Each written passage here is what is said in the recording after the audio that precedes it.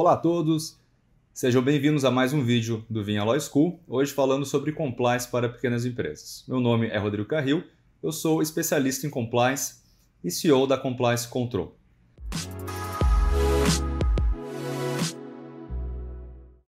E para começar então a falar sobre esse tema que ganhou grande notoriedade nos últimos anos, principalmente após a Operação Lava Jato, em 2013 com a Lei Anticorrupção, né?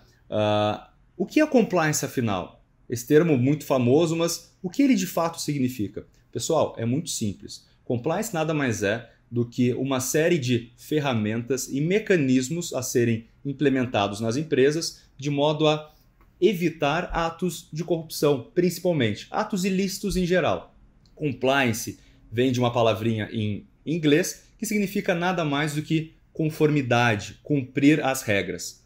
Os espanhóis usam um termo que eu gosto muito, que é cumprimento. Ou seja, compliance diz respeito ao cumprimento de regras, leis, regras do mercado, regras de conduta, regras éticas. É muito simples, é basicamente isso. Então, compliance não é um bicho de sete cabeças, principalmente quando se fala para as pequenas e médias empresas do Brasil.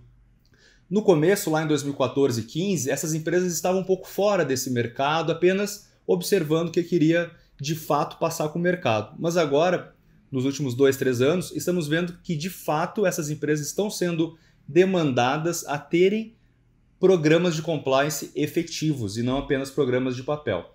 Então, entendido o que é o compliance, por que ter compliance afinal? Mas por que ter compliance então? Primeiro motivo, o compliance ele de fato agrega valor ao seu negócio. Você tem basicamente 3 motivos para implementar o compliance. O primeiro, e o mais genuíno, é porque você quer de fato agregar esse valor ao seu negócio, porque você acredita sim que o jeito certo de fazer as coisas, de fazer negócios, é um só, né? Ou seja, que não há outra opção que não o jeito certo. Então você vai sim criar esse programa de compliance, você vai criar essas ferramentas. Esse é o primeiro motivo. E o mais genuíno, eu digo. Né? Você quer agregar o valor ao seu negócio. O segundo motivo é porque o compliance ele pode ser um requerimento legal. Em certos mercados, os órgãos reguladores exigem que as empresas mantenham mecanismos de prevenção, mecanismos de compliance. Por exemplo, o mercado financeiro, o mercado farmacêutico, o mercado da saúde. Para as pequenas e médias empresas, esse requisito não é muito aplicável, né? Justamente pela sua posição em certas cadeias. Por fim, e aí talvez seja o mais importante, o mais facilmente aplicável a todas as empresas de médio e pequeno porte, é que o compliance ele representa uma grande vantagem competitiva. Especialmente porque os grandes parceiros de negócios dessas micro e pequenas empresas, ou seja, você está em uma cadeia de um produto, né? Nós temos os grandes produtores, por exemplo, os grandes fabricantes, e em volta desse grande fabricante, essa grande empresa, nós temos várias médias e pequenas empresas nesse sistema, né? Ou seja, elas estão compondo esse ecossistema, né, que nós falamos dessa grande empresa. E essa grande empresa, ela então repassa as suas obrigações de compliance aos seus fornecedores, aos seus parceiros de negócio. E nessa posição que grande parte das empresas hoje brasileiras estão, justamente nesse ecossistema de uma grande empresa que já tem o compliance robusto. E aí eu tenho o compliance como uma grande vantagem competitiva, pois veja que se eu tenho, por exemplo, 10 concorrentes querendo prestar serviços à mesma empresa, aqueles que conseguirem demonstrar que eles possuem ferramentas de compliance, mecanismos de compliance efetivos, terão sem dúvida uma vantagem. Mas não somente isso, muitas dessas empresas, dessas grandes empresas, elas já estão obrigando os seus fornecedores, de fato, a que mostrem, a que façam prova de que possuem esses elementos de compliance. Ou seja, deixa de ser uma simples vantagem, passa a ser uma necessidade de fato para que essas empresas possam fazer essas vendas. Ou seja porque você quer levar mais valor ao seu negócio, seja porque é um requerimento de lei. E muito importante que quando eu falo também sobre ser um requisito legal, é muito importante notar que diversos estados e diversas cidades brasileiras já estão avançando no seguinte sentido. Por lei, por lei, as empresas que querem prestar serviços ou entregar produtos, fornecer produtos a órgãos públicos, órgãos públicos, empresas públicas ou de empresas de economia mista, são obrigadas então a terem programas de compliance, isso por lei.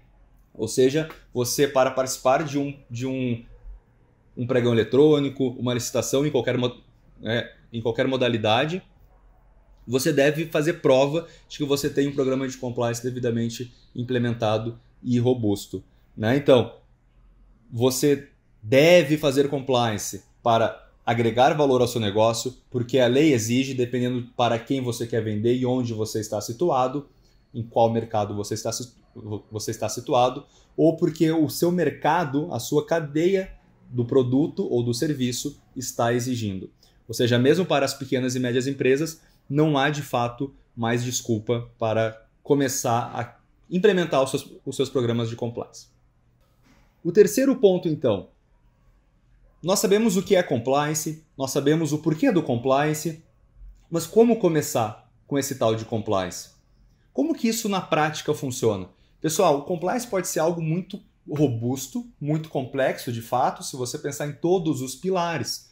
Mas entendam que as próprias leis, sejam aqui as leis nacionais ou as leis estrangeiras, elas fazem essa devida distinção entre as grandes empresas e as médias e pequenas empresas. Por quê, pessoal? O que eu sempre digo, compliance deve ser feito na medida de sua necessidade e capacidade. Nada mais que isso.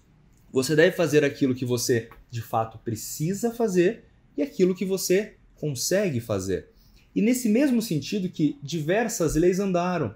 Ou seja, elas não exigem das grandes e das gigantes empresas multinacionais os mesmos itens, os mesmos recursos e investimentos que são exigidos das pequenas e médias, por um motivo muito óbvio, porque não faz sentido algum, né, pessoal, que você tenha as pequenas e médias colocando dinheiro que não tem, né, em estruturas de compliance.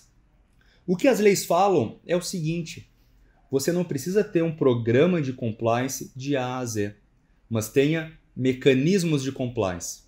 Mecanismos muito pontuais que enderecem os riscos exatos do seu negócio, do seu mercado e de acordo com o seu tamanho. Basicamente, pessoal, alguns itens que eu destaco que seriam um bom começo. Seriam, de fato, um bom começo. O primeiro de tudo, sem dúvida nenhuma, é entender o seu cenário. É fazer essa análise, é parar e pensar: quais os riscos que eu tenho no meu negócio? Quais são as situações aqui que estão expondo a minha empresa a risco? De corrupção, eu converso muito com órgãos públicos, eu tenho muito relacionamento com as autoridades, eu trabalho obtendo licenças, por exemplo, e por aí vai. Então, entender onde estão os seus riscos e entender quais são os mais urgentes, quais são os mais graves. Esse risco aqui tem uma grande chance de ocorrer, mas se ocorrer, o impacto é muito baixo. Então ele fica em certa posição nessa minha matriz. Por outro lado, eu posso ter um risco que ele dificilmente vai acontecer. No entanto, se acontecer, o impacto é muito grande, pode parar a minha operação. Então essa análise que deve ser feita nesse momento inicial. Feito isso, passo para o segundo passo, e pensando aqui, enfim, de um modo bastante enxuto realmente de como começar a fazer compliance. Entendi o meu ambiente, eu vou criar as políticas, se é que eu já não tenho, as políticas que enderecem os riscos principais. Eu vou cuidar dos riscos principais. Entre riscos principais, pessoal, vale muito a pena lembrar que 75% das fraudes investigadas, elas são referentes a terceiros, ou seja, em 3/4 das fraudes investigadas, nós temos a participação de um terceiro da empresa. Isso já é por si uma bandeira vermelha tremulando lá na minha empresa. Então, por onde eu posso começar? Eu vou olhar os meus terceiros, as políticas aplicadas aos meus terceiros, né? Esse é um grande ponto, tá? É um grande ponto de compliance. Cuidar dos seus terceiros. Cuidar dos seus terceiros. Então, vamos lá. Fiz esse entendimento, tirei essa fotografia. Enderecei algumas políticas principais em algumas áreas. Dessas áreas eu destaco a área de terceiros, sempre destaco a área de terceiros. Mas pensem o seguinte, pessoal, se vocês são uma média e pequena empresa, talvez vocês não tenham muitos terceiros, mas vocês são os terceiros de uma grande empresa. E essa mesma preocupação essa grande empresa tem sobre vocês. Então imaginem como que vocês querem ser vistos por essas grandes empresas, esses grandes parceiros de negócio, esse grande fabricante onde você orbita, né? Então pensem sempre nisso. Por exemplo, se você estiver em dúvida, sei lá, uma dúvida simples de como seguir, de qual procedimento fazer, quem sabe você não manda um e-mail para a área de compliance dessa grande empresa e peça sugestões, peça dicas. Com certeza que essa empresa ela vai passar a te enxergar com outros olhos. Falar, poxa vida, esse fornecedor aqui está de fato preocupado com o tema de compliance. Vamos olhar com outros olhos para eles. Então, essa é uma dica bastante válida, bastante importante. Ainda nesse nosso roteiro, muito simples aqui para começar com a área de compliance, um ponto que sempre vale a pena pensar logo de cara é o canal de denúncias.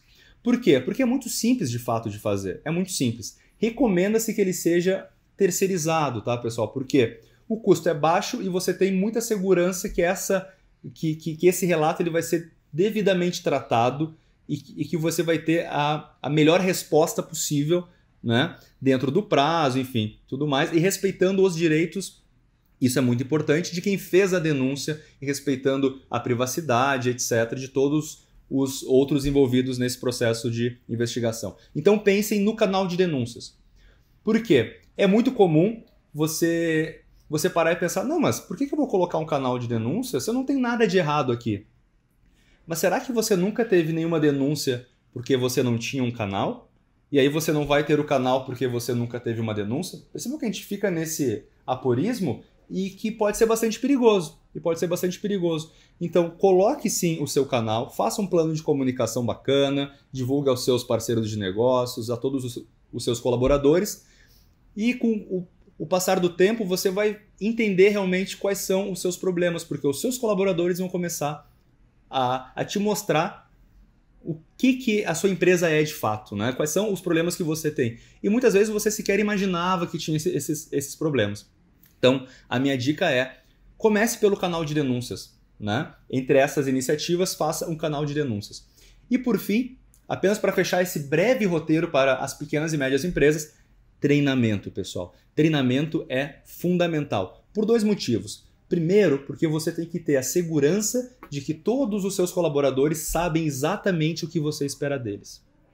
Parece simples, mas a comunicação ou melhor, a falta de comunicação é grande responsável por inúmeros ilícitos nas empresas, né? Então, comunique-se não para ser entendido, mas para não ser mal compreendido. Essa aqui é a minha outra dica para vocês. Reforcem comunicação e treinamento, né? Então pensem em como treinar o seu time.